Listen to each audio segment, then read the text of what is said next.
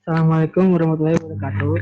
Selamat siang semuanya. Kami dari kelompok Bembeng ingin mempresentasikan tentang struktur LTM. Saya dan Diada Pagestu dan rekan saya bernama Siti Stabila Nadia Firmantasya Baktiar. Next, Dan.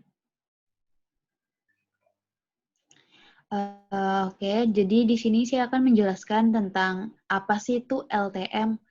Long Term Memory adalah sistem yang bertanggung jawab untuk menyimpan informasi jangka waktu yang lama. Dan LTM ini biasanya tuh ada di ketidaksadaran. Contoh dari LTM itu, ketika kita masih mengingat tentang beberapa pengalaman dari masa lalu kita. Kayak ketika kita masih ingat waktu pertama kali kita masuk SD atau ketika kita mengingat tentang kejadian lucu nih bersama teman kita. Terus ada long term memory versus short term memory or working memory. Jadi, short term memory ini merupakan sistem yang bertanggung jawab untuk memori jangka pendek. STM ini itu tersimpan dalam waktu 20 sampai 30 detik atau selama 1 menit atau kurang dari 30 detik tersebut. Contoh dari STM itu ketika kita mengingat nomor telepon, itu dia termasuk short term memory. Terus working memory. Working memory itu adalah memori singkat yang harus sesegera mungkin kita proses. Dan ini juga untuk mengkoordinasi rangkaian aktivitas mental. Working memory juga ini dia menyimpan informasi aktif dan dapat digunakan. Memori kerja itu juga masih memori langsung, tetapi dia menekankan aspek kontrol perhatian dari memori langsung. Terus untuk cara kerja short term memory, long term memory, dan working memory itu ada di buku di halaman 163 yang gambar 6.2. Di situ ada teman Tony yang bernama Cindy, di mana mereka sedang bercakap. Cindy berkata tentang dia dan Jim tadi malam menonton film terbaru James Bond. Ketika Cindy berkata dia menonton film bersama Jim tadi malam, itu terproses oleh Johnny. Terprosesnya itu bernama working memory. Lalu saat Tony menangkap Cindy sedang menonton film bersama James Bond, itu merupakan short term memory. Lalu working memory itu kan dia berprosesnya dalam keadaan sadar dan pada saat itu juga kan. Jadi pada dalam keadaan sadar itu Tony memproses informasi tersebut. Si informasi tersebut itu akan mencari tahu tentang arti dan makna setiap kata di long term memory. Nah, secara tidak langsung dan secara tidak sadar nih, long term memory Tony itu udah ada informasi tentang film yang disebutkan oleh Cindy atau informasi tentang Jim, pacarnya Cindy, atau tentang filmnya. Itu tuh udah ada informasi di dalam kepalanya di alam kepalanya Tony yang berada di long term memory-nya. Next.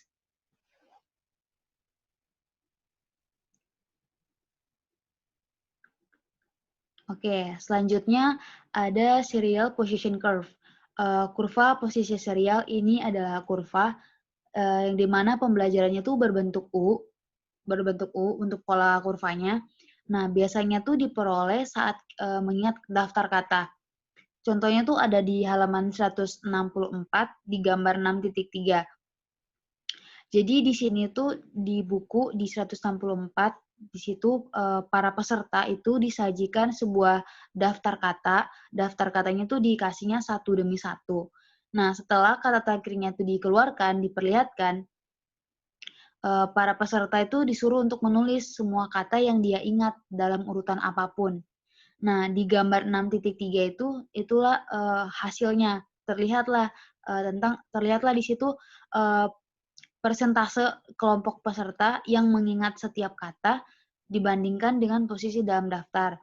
Yang kelompok persentase itu yang menurun, terus untuk yang posisi dalam daftar itu yang mendatar. Nah, dari situ kita bisa menunjukkan bahwa kata di awal dan akhir itu lebih gampang untuk diingat daripada di tengah kata. Nah, ini masuk ke efek primary dan efek resensi. Efek primary ini itu yang dimana kata-kata yang disajikan pada permulaan suatu urutan. Kenapa sih bisa para peserta itu lebih mudah untuk mengingat di awal sama di akhir? Nah, di awalnya itu bisa mengingat lebih gampang karena para peserta itu masih memiliki waktu yang banyak untuk melatih kata-kata dan dapat mentransfernya ke long term memory-nya mereka. Dan kata pertama itu menerima 100% perhatian lah dibanding kata selanjutnya dan seterusnya. Lanjut, kalau resensi efek itu yang disajikan di akhir urutan. Itu kenapa bisa diingat? Karena uh, karena urutan terakhir itu baru disajikan, kata-katanya itu baru dikeluarkan. Jadi masih tersimpan di dalam short term memorinya si peserta. Nah, sehingga itu memudahkan peserta untuk mengingat. Next. Selanjutnya ada pengkodean. Pengkodean dari short term memory dan long term memory. Pengkodean di sini tuh ada 3. Ada yang visual coding, auditory coding, sama semantic coding. Nah, untuk visual coding sendiri ini, itu kan ada short term memory sama long term memory. Untuk di visual yang STM-nya tuh, itu bisa dengan mengingat pola visual. Contohnya kayak kalian pernah nggak sih memainkan sebuah permainan yang dimana kalian harus mengingat suatu suatu warna, misalnya ada beberapa warna, terus kita dikasih tahu ini warna ini, warna ini, warna ini, habis itu dihilangin, terus kita disuruh disuruh mengingat lagi warna-warna tersebut tuh apa aja gitu, atau mengingat pola-pola yang ada di situ. Nah, itu tuh termasuk pola visual STM karena kita disuruh mengingat kembali. Terus untuk long term memorinya itu contohnya ketika kita masih mengingat wajah guru sekolah TK kita atau tempat-tempat yang dari masa lalu, misalnya tempat pertama kali kita makan es krim atau tempat pertama kali kita jatuh. Itu merupakan dari long term memory yang memvisualisasikan. Terus ada auditory. Auditory kode ini itu pendengaran. Untuk di short term memory-nya itu diilustrasikan oleh demonstrasi Conrad tentang efek kesamaan fonologis. Ada di halaman 145 di buku, yang dimana di situ menunjukkan bahwa orang itu sering tuh salah mengartikan huruf target sebagai huruf lain yang bunyi targetnya. Misalnya nih, huruf F dan S. Itu kalau dilihat bentuknya beda kan, bentuk F dan S-nya. Tapi ketika dia dibunyikan, ketika dia diucap, itu menghasilkan bunyi yang sama, F dan S. Lanjut, ada long term memory. Long term memory ini contohnya ketika kita memainkan lagu di kepala kita, kayak bersenandung di kepala kita. Nah, itu merupakan long term memory dari pendengaran. Terus semantik. Semantik ini untuk short term memory-nya itu contohnya ketika kita menempatkan kata-kata dalam tugas short term memory ke kategori berdasarkan artinya. Terus long term memory dari semantik ini ketika kita mengingat alur cerita atau plot dari sebuah novel yang dibaca 2 minggu lalu. Terus ada yang namanya semantik proactive interference. Jadi ini contohnya ketika kita baru mempelajari sebuah bahasa. Misalnya kayak gini deh, kita itu mempelajari, kita kan bahasa ibunya itu bahasa Indonesia kan. Nah, kita mempelajari ini yang namanya bahasa Inggris. Kita sering berlatih bahasa Inggris, sering berlatih, sering berlatih. Nah, pada saat kita ingin berbicara dalam bahasa ibu kita kembali, itu kita agak-agak gimana ya, agak kagok, agak kurang bisa lah gitu ada dengan beberapa kata. Karena kata-kata karena sebab kata-kata dalam bahasa Indonesia itu akan bahasa Inggris tersebut itu akan teringat. Sehingga semua ingatan yang kita miliki tentang kedua bahasa tersebut itu akan campur aduk. Lanjut. Selanjutnya ada rekognisi memori. Jadi rekognisi memori ini tuh adalah kemampuan kita untuk mengenali kejadian, objek, atau orang yang sebelumnya ditemui. Ketika kejadian yang dialami sebelumnya itu dialami kembali, konten lingkungan ini dicocokkan itu dengan representasi memori yang disimpan, yang memunculkan sinyal yang cocok. Misalnya, tadi siang itu kita ketemu misalnya tadi siang itu kita pergi belanja ke Indomaret. Terus 2 hari kemudian kita ke Indomaret lagi dan kita kayak ngerasa, 2 hari yang lalu saya ke Indomaret nih, di jalan ini, di Indomaret ini. Atau misalnya secara nggak langsung, misalnya orang yang kita kenal nih, orang yang kita kenal itu, kita ketemu lagi sama dia, tapi bukan di tempat yang biasa kita temuin, kayak gitu. Next. Selanjutnya ada comparing STM dan LTM, perbandingan.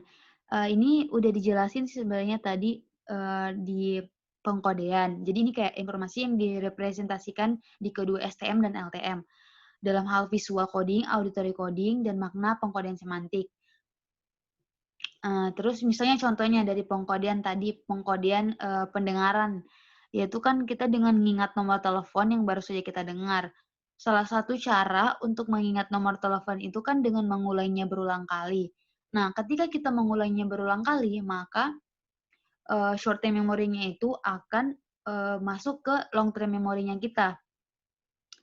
Dan nomor telepon itu sangat kecil kemungkinan jika kita mengingatnya melalui gambar visual atau arti dari nomor karena sifatnya kan STM.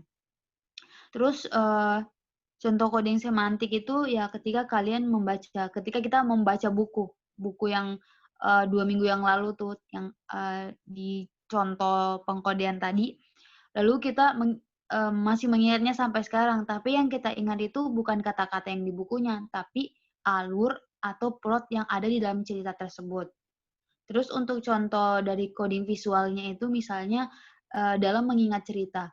Pasti kita kalau membaca buku, misalnya kita membaca buku Princess nih, berarti kan secara nggak langsung itu kita akan memvisualisasikannya di dalam kepala kita itu, oh Princess itu kita punya rambut panjang, cantik, punya gaun yang cantik, kayak gitu-gitu. Itu merupakan dari contoh coding visual. Next. Terus yang terakhir ada hippocampus brain imaging. Di sini Karen Ranjanen dan Mark D. Esposito itu dia meneliti tentang bagaimana sih rangsangan yang terjadi pada otak kalau misalnya dia dikasih suatu tes, misalnya ada di buku halaman 171 di gambar 6.8. Nah, di situ menunjukkan tentang urutan rangsangan yang disajikan kepada peserta saat otak mereka tuh dipindahi. Jadi para peserta ini itu diberikan sebuah sampel wajah yang diperlihatkan selama 1 detik kayak gitu dan diikuti dengan penundaan selama 7 detik. Jadi setelah dikasih lihat wajahnya, dikasih lihat sampel wajah selama 1 detik itu dikasih semacam kayak pemberhentian selama 7 detik. Nah, setelah itu peserta dikasih tes wajah. Diperlihatkanlah tes wajah diperlihatkan dan tugas peserta itu adalah untuk memutuskan apakah itu cocok dengan sampel wajah peserta. Nah, tes ini itu dijalankan oleh 2 kondisi. Yang pertama itu dalam kondisi wajah baru, yang dimana wajah baru ini mereka baru melihat pertama kalinya wajah baru ini. Terus pengkondisian kedua itu adalah wajah yang akrab. Mereka sudah melihat wajahnya ini sebelum percobaan hasilnya. Jadi wajah yang akrab itu wajahnya mereka gitu sebelum percobaan. Nah, ditunjukkanlah pada gambar 6.8b, itu di situ ditunjukkan bahwa aktivitas di hipokampus itu meningkat saat peserta memegang wajah baru, tapi dia memegang wajah barunya, tapi dia nggak ngelihat. Dia kayak cuman kayak memvisualisasikan kayak, "Bener nggak sih ini baju baru gue kayak gini?" Kayak gitu. Nah, setelah dia, memegang wajahnya tapi dia nggak ngeliat mukanya, dia apa namanya, penundaan lagi tuh selama 7 detik. Nah, untuk wajah yang sudah dikenalnya, itu aktivitas di hipokampusnya tuh nggak berubahnya cuman sedikit doang. Nah, berdasarkan dari hasil ini, Renjanan dan Esposito dapat menyimpulkan bahwa hipokampus itu terlibat dalam memelihara, suatu novel informasi dalam memori selama penundaan singkat. Hasil seperti ini juga ditambah dari hasil dari percobaan-percobaan lainnya. Terus,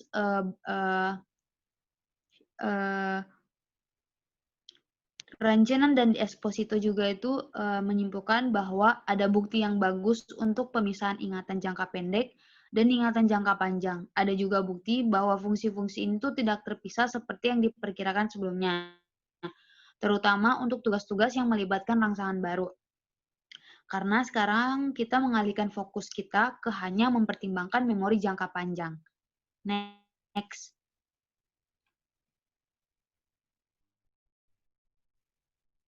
Selanjutnya ada episodik dan semantik memori. Episodik merupakan memori di mana seorang tersebut memiliki ingatan tentang pengalaman yang dialami. Dan semantik memori itu adalah di mana orang itu mengingat sesuatu yang merupakan fakta yang ada di dunia ini. Selanjutnya ada mental time travel. Tuping menggambarkan bahwa pengalaman perjalanan waktu mental sebagai untuk mengetahui diri atau mengingat akan sesuatu. Contohnya ketika kita sedang jalan-jalan dan kita melewati tempat di mana pertama kali kita kena tilang. Nah, memori kita itu langsung kayak time travel gitu. Jadi dia itu mengingat pertama kalinya dia ditilang, gimana deg-degannya pas di stop, gimana deg-degannya ternyata pas lagi dia itu nggak bawa STNK. Nah, itulah mental time travel. Selanjutnya dia knowledge effect experience. Knowledge effect experience ini adalah pengetahuan yang mempengaruhi pengalaman kita. Nah, pengetahuan apa yang mempengaruhi pengalaman kita? Contohnya ini adalah 2 orang yang sedang menonton sepak bola di stadion. Nah, yang satu ini dia mengerti sepak bola itu gimana, dan satu ini tidak mengerti. Nah, yang mengetahui sepak bola ini tuh paham pada saat lagi ada tim yang melakukan pelanggaran dan dikenakan kuning dan dikenakan penalti. Nah, sedangkan yang orang yang nggak tahu ini itu mereka itu nggak tahu apa sih yang terjadi, kenapa bisa gitu, kenapa bisa pelanggaran, kenapa bisa kena kartu kuning. Nah, pengetahuan tentang sepak bola itu mempengaruhi pengalaman si orang pertama itu yang paham akan sepak bola. Selanjutnya adalah autobiographical memory. Autobiographical memory adalah terdiri dari komponen episodik dan komponen semantik. Tapi autobiographical memory ini adalah kenangan untuk pengalaman dari kehidupan mereka. Nah, pengalaman kehidupan mereka itu bersama dengan orang lain. Contohnya seperti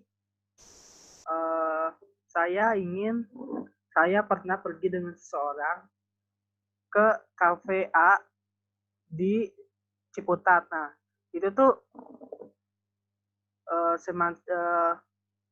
si komponen episodiknya itu adalah komponen yang tentang pengalamannya dia itu.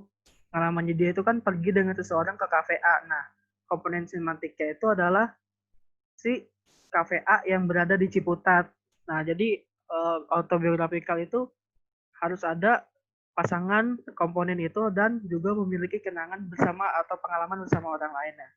Bedanya sama personal semantic memory itu adalah komponen episodiknya itu adalah tentang personal si individu itu tersebut. Jadi kayak dia gimana pada saat lagi di rumah, saat tadi nggak ada orang, atau dia pengalaman dia saat lagi pergi liburan sendirian gitu. Jadi kalau personal semantic memory itu berisi komponen yang berasal dari diri dia sendiri atau personal individu itu. Selanjutnya adalah priming sama conditioning. Priming conditioning itu ada explicit, implicit. Nah, explicit itu adalah ingatan yang kita sadari, implicit itu ingatan yang nggak kita sadari. Selanjutnya adalah procedural skill memory. Procedural skill memory itu adalah di mana seseorang yang memiliki hilang ingatan ataupun kehilangan memori juga dapat mengasah memorinya atau juga bisa menguasai keterampilan baru yang tertentu. Misalnya pasien amnesia bisa menguasai keterampilan bermain piano melalui proses selama misalnya 1 bulan. Kayak minggu pertama dia masih belum bisa, minggu kedua udah cukup bisa tapi masih baca notes, minggu ketiga sudah lancar tapi masih baca notes, dan minggu keempat itu mereka udah nggak usah ngelihat notes, tapi mereka udah nggak usah ngelihat notes dan udah lebih lancar lagi. Nah, tetapi pasien amnesia ini juga lupa tentang proses yang tadi minggu 1, minggu kedua, minggu ketiga itu. Jadi mereka ingatnya kalau mereka itu emang bisa aja main piano. Selanjutnya adalah mirror drawing. Nah, mirror drawing ini adalah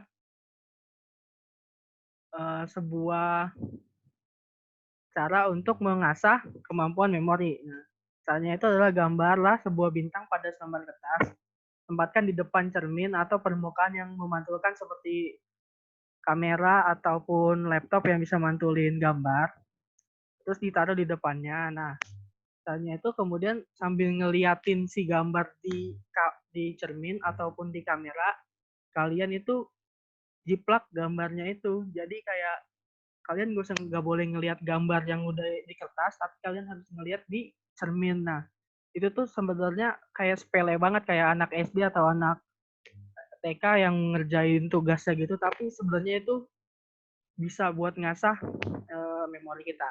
Selanjutnya adalah expert induced amnesia. Nah,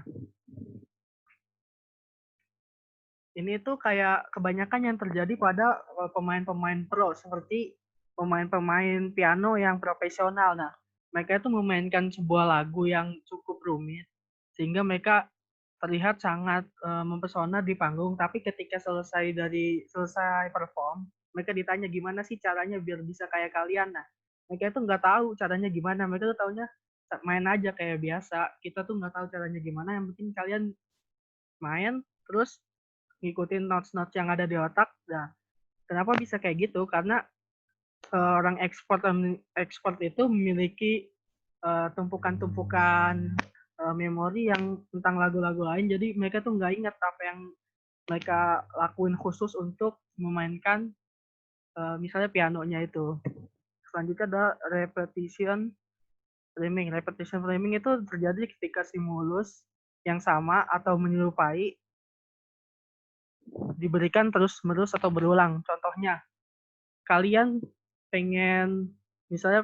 awalnya pengen makan nasi goreng. Kalian pergi ke kafe yang jual nasi goreng. Nah, saat kalian masuk, setelah pintu masuknya terlihat ada gambar kopi dalgona. Nah, terus kalian duduk di bangku. Nah, di mejanya itu tersebut ada gambar kopi dalgona juga. Nah, saat kalian mau milih menu nasi gorengnya, pas kalian buka menunya, nah di situ juga ada gambar dalgona.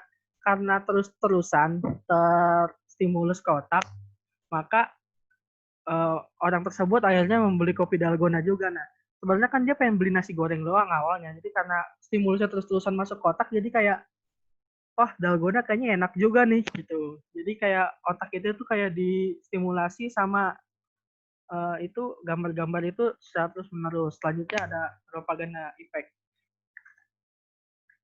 Propaganda effect adalah di mana seseorang yang disuruh baca majalah, dalam majalah tersebut diselipkan beberapa gambar yang mereka tidak pernah lihat sebelumnya. Nah, setelah membaca majalah itu, orang tersebut dikasih gambar yang tadi ada di majalah tersebut. Mereka disuruh nebak, kalian pernah lihat gambar ini nggak? Terus mereka bilang pernah lihat, terus ditanya lagi, lihatnya di mana? Nggak tahu, pokoknya pernah lihat. Nah, mereka itu nggak tahu, mereka tuh lihatnya di mana. Padahal mereka baru aja baca majalah yang ada gambar tersebut.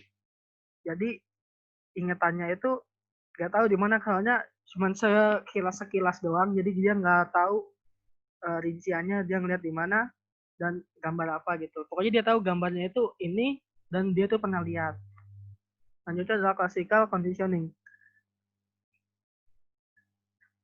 Classical conditioning yang seperti kita pelajari di semester 1, yaitu yang pernah kita pelajari di semester 1 yaitu dari Pavlov. Jadi classical conditioning ini harus ada pasangan berikut, yaitu rangsangan netral dan hasil dari tangkapannya. Contohnya kan yang anjing dikasih makan dan dikasih bel. Setelah dikasih, kan kalau anjing dikasih makan pasti ngeluarin air liur, kalau dikasih bel doang enggak. Jadi setelah dikasih bel sama makan secara terus menerus hingga akhirnya dia dikasih bel doang, tapi tetap ngeluarin air liur gitu hasilnya. Jadi itu adalah pengkondisiannya. Dan rangsangan yang diberikan itu masuk ke otak itu termasuk dalam semantik memori, karena gak disadari gitu rangsangan atau simulusnya itu nggak disadari sama si anjing itu. Jadi mereka bisa aja nggak inget kalau proses awalnya itu mereka dikasih bel sama makan. Mereka tuh ingetnya mereka dikasih bel doang dan mereka berliur sendiri gitu. Sekian dari kelompok kami, kurang lebihnya mohon maaf. Wassalamualaikum warahmatullahi wabarakatuh.